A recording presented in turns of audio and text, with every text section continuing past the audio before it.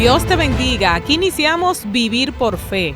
El pastor Sergio Rubio, teólogo, escritor, hablará sobre qué significa vencer la tentación antes de que ella llegue. Yo soy Magdalena Taveras y te invito a escuchar este poderoso análisis.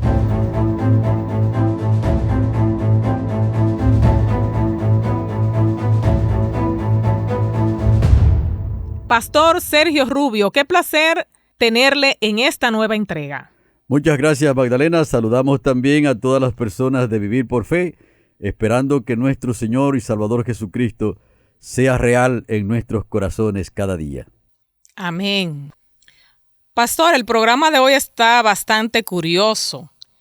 ¿Qué significa vencer la tentación antes de que se presente? ¿Qué tiene usted para decirnos, pastor? Así es, para muchas personas esto puede parecer un trabalengua, ¿verdad, Magdalena? Oh, sí. Cuando yo vi esto dije, pero espérate, yo necesito que el pastor me lo aclare. Sí, que la tentación hay que vencerla antes de que ella llegue. Y una persona podrá decir, ven acá, pero el río se cruza cuando se llega a él, porque no se puede cruzar un río antes de llegar a él. Exacto. Pero aquí estamos hablando en términos espirituales.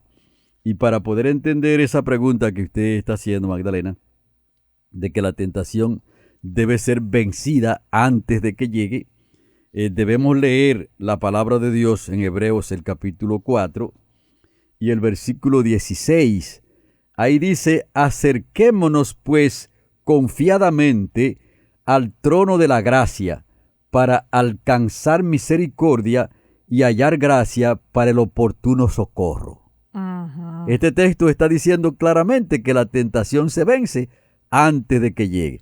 Ahora, ¿cómo se vence la tentación antes de que ella llegue? Con las condiciones, adquiriendo las condiciones espirituales para poderle hacer frente a esa tentación.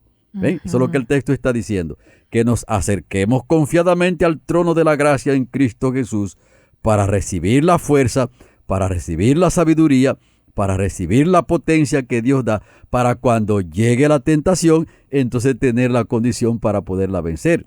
Algo parecido ocurre, Magdalena, con muchos animales, que ellos en el tiempo, cuando hay mucha comida o cuando el clima es favorable, ellos comen buena cantidad de comida. Para cuando el clima se complica, ellos pueden estar agachados un buen tiempo, entonces la reserva que ellos tenían en su cuerpo en ese tiempo, entonces los ayuda a pasar el mal tiempo. Uh-huh. O sea, que se alimentan. Correctamente. Porque yo sí sabía de la hormiga, que ella almacena. Exactamente, la hormiga almacena una cantidad de alimentos. Pero el otro ingiere. Sí, hay otros que la ingieren. Creo que los osos polares ingieren mucha comida para cuando vienen los climas tan difíciles que no encuentran mucha comida. Entonces, esa reserva que ellos tienen pueda avanzar, los pueda ayudar a pasar el mal tiempo. Uh-huh. Entonces, algo parecido debe ocurrir con el cristiano. El cristiano todos los días necesita tener esa comunión con Cristo Jesús, acumular ese poder. Y de hecho, Jesucristo cuando, ahí en el capítulo 25 del Evangelio según San Mateo, cuando se presentó la parábola de las 10 vírgenes, da una idea de lo que estamos diciendo aquí, Magdalena. O sea que el reino de los cielos es semejante a un novio, ¿verdad? Uh-huh. Que se tardó el novio por allá preparándose para la boda, las muchachas fueron a buscarlo, estaban a cierta distancia del camino, todas llevaban lámparas y todas tenían aceite en sus lámparas, dice la parábola.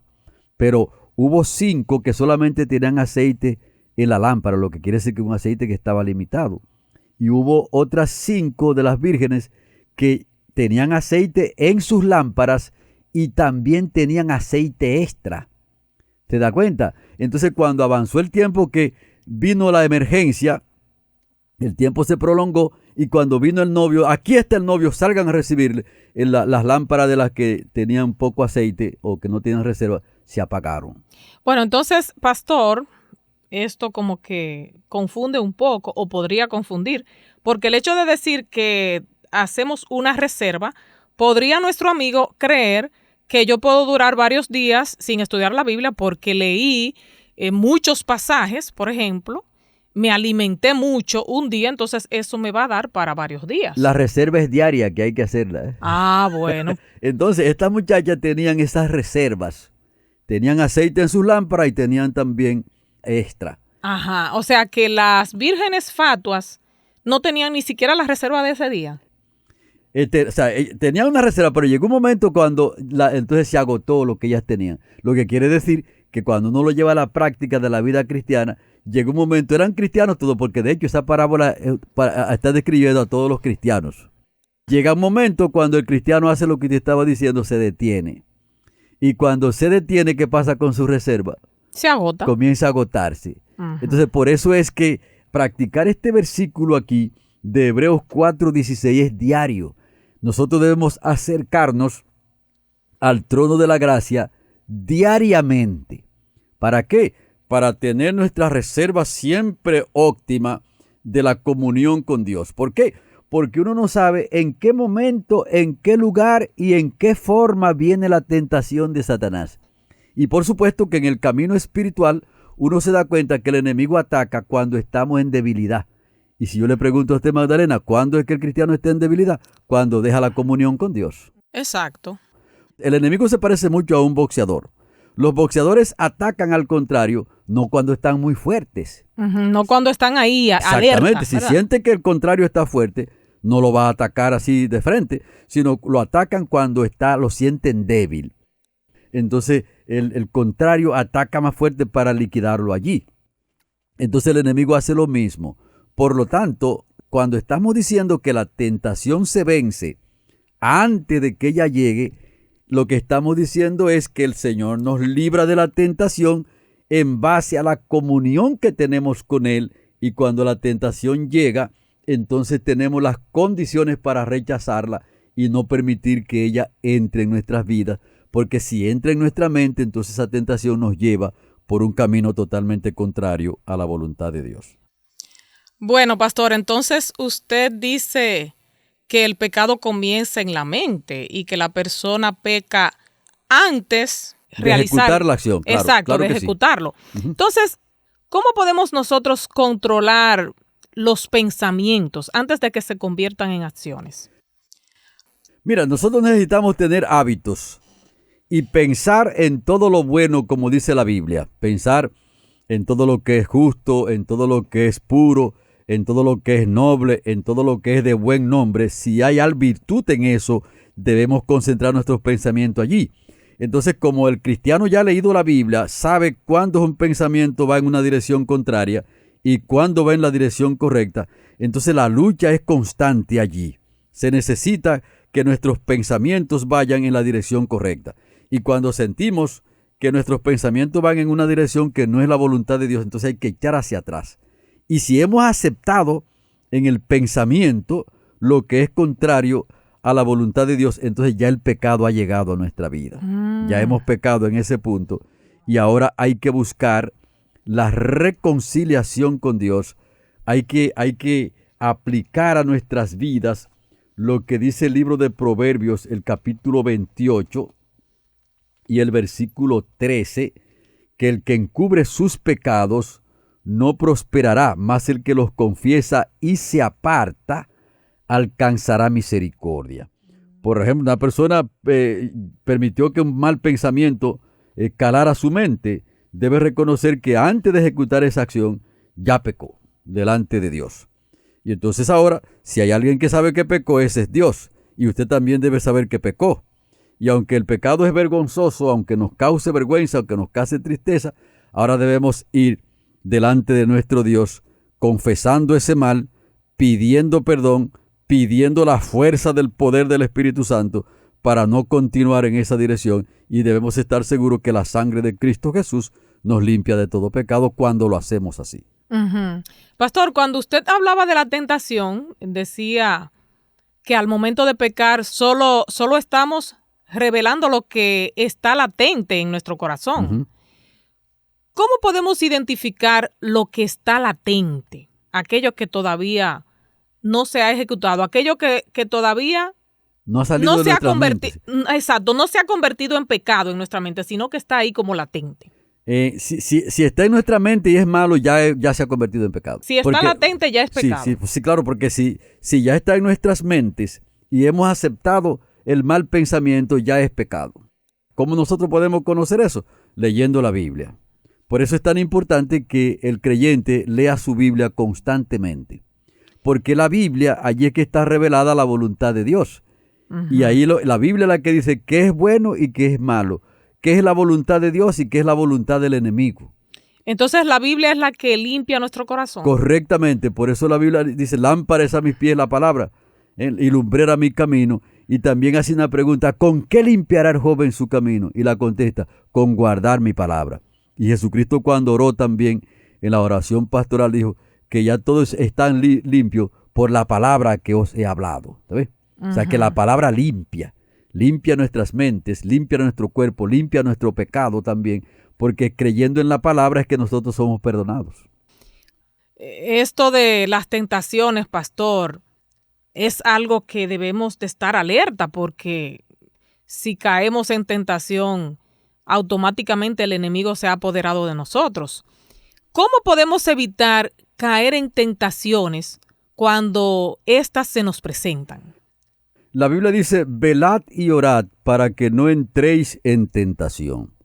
Entonces, sencillamente, para nosotros bloquear las tentaciones y no entrar en ellas, necesitamos tener las condiciones espirituales. Entonces, la oración es fundamental y velar en oración, velar estudiando la Biblia, son elementos fundamentales para obtener las condiciones espirituales, la fortaleza espiritual necesaria para poderse enfrentar a la tentación. Porque debemos entender que es un conflicto entre el bien y el mal y que necesitamos estar fortalecidos espiritualmente y que necesitamos entender que nosotros todos somos pecadores y que al ser pecador, ahora el Espíritu Santo tiene que implantar una nueva naturaleza en nuestras vidas para hacerle frente a las tentaciones del enemigo y para hacerle frente a nuestra propia naturaleza, porque de hecho las tentaciones vienen también por nuestra propia concupiscencia, por nuestros propios males que hay en nuestras vidas. Ajá. Por lo tanto, entonces necesitamos alimentarnos espiritualmente de una manera diaria, de una manera continua también, fortalecernos en el Señor, porque ciertamente las tentaciones están allí y el enemigo quiere llevarnos por otro camino. Uh-huh. Pastor, y hablemos de las personas fuertes y aquellas que son débiles espiritualmente. ¿Pueden ambas personas vencer las tentaciones? Si decimos, Magdalena, los fuertes, hay un tipo de religioso que se cree fuerte, pero ellos no son fuertes, ¿verdad? Oh, es que se creen fuertes. Se creen fuertes, sí. Pero lo cierto es que nosotros podemos creer una cosa y ser otra cosa. De hecho, la Biblia dice que cuando Cristo venga, muchas personas irán a recibir su salvación. Y van a decir, Señor, Señor, en tu nombre echamos fuera demonios, en tu nombre hicimos muchos milagros. Y si yo le pregunto a usted, Magdalena, ¿cómo se creían esas personas? ¿Se creían que eran santos o no se creían que eran santos? Se creían fuertes y santas. Uh-huh. Entonces, Jesucristo le va a decir, apartaos de mí, obradores de maldad. Uh-huh. Note, ellos creían que eran obradores de bondad y ahora Cristo los examina y le dice que son obradores de maldad. Uh-huh. Y no es simplemente lo que yo crea, sino es lo que Cristo hizo y que yo crea en lo que Cristo está haciendo. Por lo tanto, hay muchas personas que se creen fuertes para enfrentarse con las tentaciones y son vencidos porque su fortaleza depende de sus propias opiniones y de sus propias conclusiones. Su fortaleza no está en Dios. El verdadero fuerte en este tipo de tentación es el que se esconde detrás de Cristo Jesús. Oh. El que se esconde en la roca. Y de hecho que se presenta a algunos animalitos como son los conejos y otros animalitos que son aparentemente débiles, ¿verdad? Uh-huh, exacto. O son débiles, pero ¿dónde hacen eso su guarida? Ellos hacen su guarida en cuevas fuertes, en rocas y en peñas. Ah, bueno. Y cuando se sienten amenazados, ¿para dónde corren ellos? Para la cueva. Se esconden allá en la roca fuerte y ahí es que está su liberación. Entonces, si hay alguien que va a ser fuerte, su casa debe estar construida en la roca, como lo dice ahí la palabra de Dios en Mateo el capítulo 7. los versículos 24 en adelante, donde dice que el que escucha esas palabras y las practica, le compararé a un hombre prudente que edificó su casa sobre la roca. Entonces ahí es que está nuestra fortaleza. ¿Cómo nos damos cuenta que ahí es que está nuestra fortaleza? Porque el texto dice que soplaron los vientos y que los ríos crecieron, dieron contra esa casa y la casa no cayó porque estaba fundamentada en la roca y esa roca es Cristo. Entonces esa es una persona fuerte. Entonces una persona débil también puede tener el mismo problema de los fuertes. Porque los débiles lo que dicen es, bueno, yo no tengo fortaleza para avanzar en esto, yo no tengo esto, yo no tengo aquello. ¿Por qué? Porque dependen de ellos mismos. Pero si esa persona que es débil dice, bueno, yo soy débil, yo tengo problemas serios, yo no puedo vencer en este tipo de cosas, por lo tanto me aferro a mi Salvador. Voy a Cristo Jesús. ¿Y cuál de los dos tiene más riesgo, pastor? Bueno, ambos pueden tener los riesgos, pero el que se cree fuerte en vida espiritual puede tener más riesgo, porque entiende que depende de su propia fuerza. De hecho, le puede pasar como a un boxeador que era un boxeador profesional y luego aceptó el cristianismo. Y entonces, en una clase, en la iglesia, una clase bíblica, estaban dialogando allí y mencionaron a Satanás. Y dijeron que Satanás es un enemigo peligroso y entonces él dijo que él resolvería ese problema. Ajá. Y cuando el hermano le preguntaron, ¿y cómo usted lo resuelve, hermano, ese problema? Yo solamente haríamos que Satanás se haga presente, que yo le daría un derechazo en la cabeza que le cuenten 50 en el suelo, sin poder separar. Él no entendía los asuntos espirituales. Ajá. Y se creía fuerte. Wow. ¿Se da cuenta? Entonces, para poder vencer a Satanás, usted no debe ni siquiera discutir con Satanás. O sea, cuando usted ve que Satanás está al frente suyo, no discuta. Entonces, aférrese a Cristo Jesús. No se ponga a discutir con el enemigo. Porque y si discuto, ¿qué pudiera...? el enemigo lo vence. Ajá. Sí, claro, si discute con Aunque Satanás. yo esté cerca de Dios. Entonces, si está cerca de Dios, quien tiene que discutir con Satanás es Dios, no usted. Oh, mira ¿Se qué da cuenta? interesante. Oh, sí, porque yo estoy refugiada. Claro, en Dios. claro. Porque es que nosotros los seres humanos no tenemos condiciones en nosotros mismos para discutir con Satanás. El enemigo puede venir a nuestro territorio 100 veces y es posible que no nos venza mientras nosotros dependemos de Dios. Pero nosotros no podemos ir a su terreno ni una sola vez, porque si vamos a su terreno, entonces le damos el derecho a él. Bueno, entonces usted decía que cuando estamos sin Cristo, cualquier método que yo utilice no me va a dar la victoria. Correctamente. Usted puede hacer los métodos que usted quiera, porque ya Jesucristo dijo, sin mí nada podéis hacer. Y eso está registrado ahí en el capítulo 15 del libro de Juan, los versículos 1 al 5. Entonces, ¿qué hacer, pastor, para redirigir mi atención y estar clara de que no se trata de mí, sino de Jesús? Correcto. Por eso es tan importante, Magdalena, entender la doctrina del conflicto entre el bien y el mal. Si una persona no comprende en el tipo de terreno que se está manejando, entonces se puede confundir. Y por eso es que muchas personas no comprenden la vida espiritual, no comprenden, porque es que la persona tiene que conocer en el tipo de ambiente que se maneja. Entonces, en el tipo de ambiente que nosotros nos estamos manejando, es un conflicto entre Cristo y Satanás. Note que no es entre nosotros y Satanás, es entre Cristo y Satanás. Entonces, ¿qué pasa?